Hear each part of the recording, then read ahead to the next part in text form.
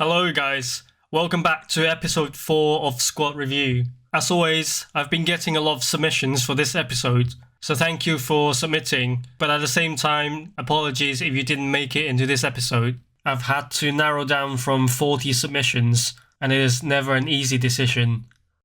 With that said, let's jump right into it.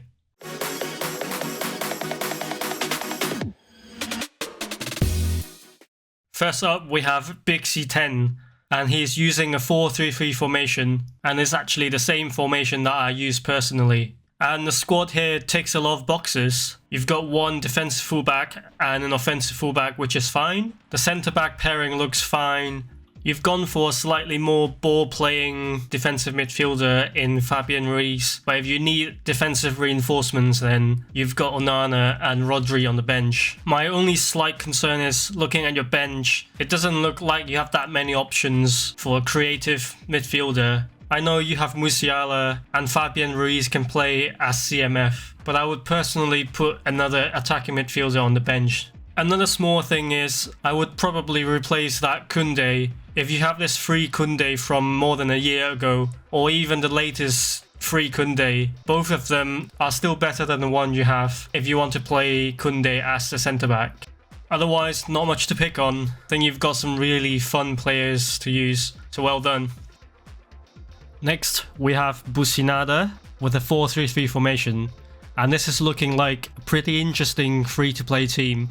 I'm liking the double attacking fullbacks here, Costa Curta as centre-back, which is completely fine, and Darren Fletcher manning the middle. I nearly went for Darren Fletcher as well with my contract because he looked really interesting for DMF, but in the end I think I chose Belletti instead. Now looking at the three forwards, it is a little bit strange to me that you've put Lucas Moura as the second striker. If you've watched my possession guide, then you will know second strikers, they don't occupy the wide space enough during build-up. So if you want a wide option to switch to, then I would recommend switching Lucas Moura to a proper left winger.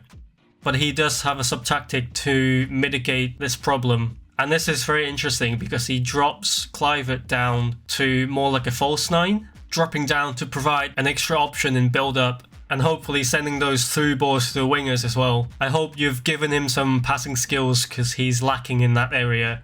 Other than that, just small things like swapping Bastoni and Costa Curta around, and it's looking like a pretty great free-to-play team.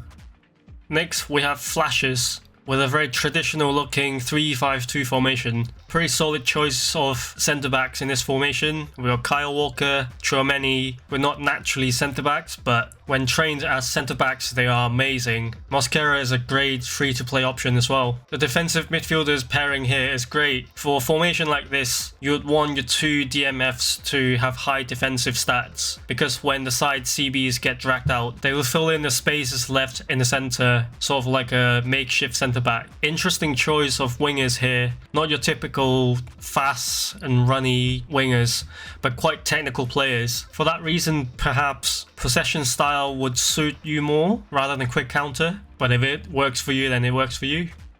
Next, we have Fishman with a slightly unusual looking formation.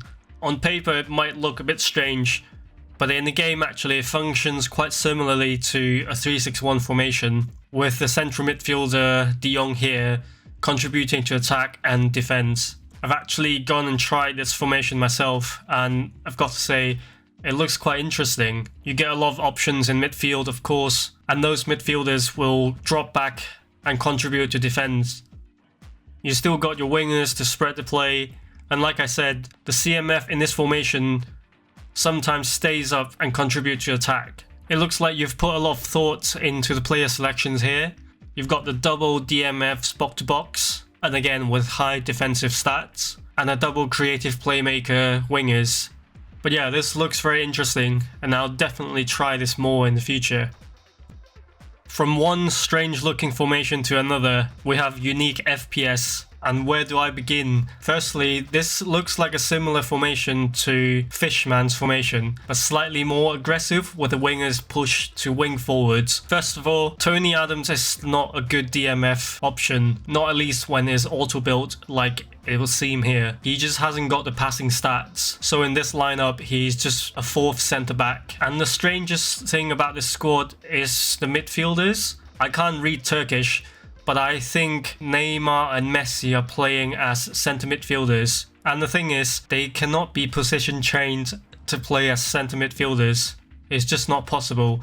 So here they're playing out of position. So I really don't know what the rationale is behind this. But nonetheless, I really don't think these 2 cards are suitable candidates for centre midfielders just because of their lack of defensive stats. And like I said before, with a 3 at the back formation, the midfielders often will fall back to carry out defensive duties. And I don't think either Neymar and Messi are good at that. But yeah, very strange.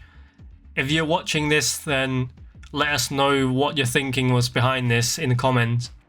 Next, we have Hondix with a very typical 4-5-1 formation. 4-5-1 is a little bit more balanced than 4-3-3, as the wide midfielders will drop back and help out with defending. I'm liking the double pivot pairing here, one that is more defensive and the other one is more of a playmaker. My only problem with this squad is the balance of your bench. Currently, there's no one who can stand in for Costa Curta as left back, so I would probably sacrifice one of your right backs and put on left back as a sub. Other than that, again, make sure you put the left foot to CB on the left and the right foot to CB on the right. Next up, we have I'm Ecstatic, and he says he's a casual player and not a sweater. Okay, let me see. Jokes aside, if you are a casual player, then it's even more of a reason to stay away from these meta playstyles. Learn how to attack instead of relying on 1-2s. Learn how to use the wings to create shooting opportunities. Learn how to build up. If you truly are a casual player and you don't really care about win rate, then I'm almost certain that you'll find it more rewarding and enjoyable playing this way, especially when you're used to playing PA1. Give PA3 a try. Speaking of wingers, we have Vajoro Matfoot. He says, I know that my strikers are central, but I don't have good wingers.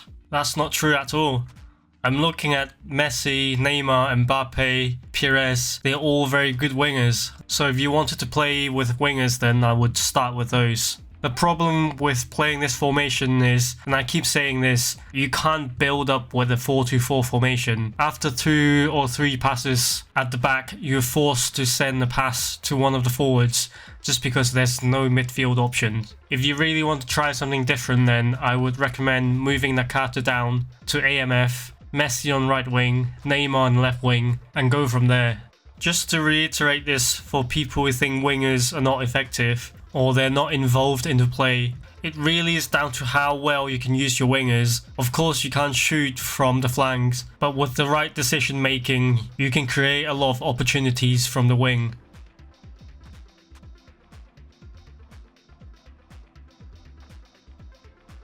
Next up, we have Casper777, and he says he used to play possession with the same formation, but the LMF and RMF were AMFs close to the SS.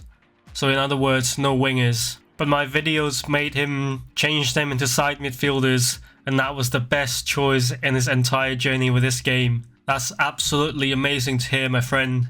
Looking at your squad, it looks great. This formation looks very similar to the one Bayern Munich used a few years ago, with Müller roaming in the space behind the striker. Maybe this is a good time to try out Thomas Müller if you have a dummy runner version of him. Potential upgrades down the line could be for Sergio Ramos due to his lack of stamina, or Keane, but if you enjoy using them, then by all means use them. I don't think the orchestrator and box-to-box with defensive instruction pairing is a bad thing. If you really struggle with building up, then yes, perhaps moving Isco back to AMF would solve that problem. But yes, looks like a fun team.